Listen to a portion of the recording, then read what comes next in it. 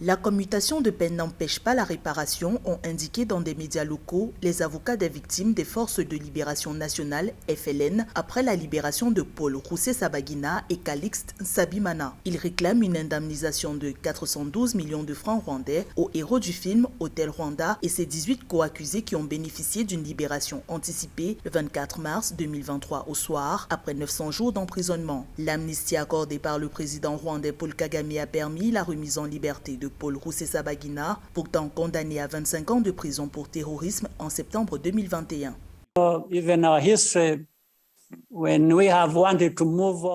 Tout au long de notre histoire, quand nous avons eu l'idée d'aller de l'avant et d'effectuer des progrès, nous sommes arrivés à un stade où il nous a fallu pardonner l'impardonnable. Il s'agit d'une idéologie qui nous permet de ne pas nous figer dans notre passé. Nous avançons vers le futur et parfois cela nous coûte cher.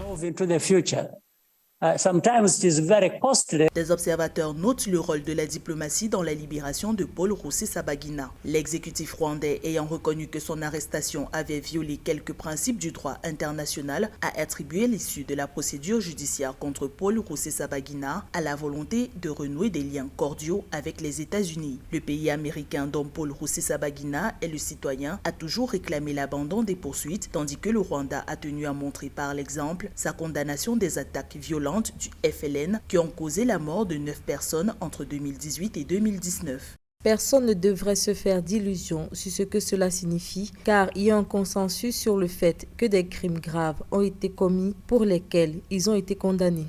D'après le gouvernement, dans une lettre datée du 18 octobre 2022, Paul Rusesabagina a exprimé des regrets face aux faits qui lui étaient reprochés et a sollicité la grâce présidentielle. Entré dans l'opposition, il a cofondé le parti politique Mouvement Rwandais pour le changement démocratique, dont le FLN a été le bras armé.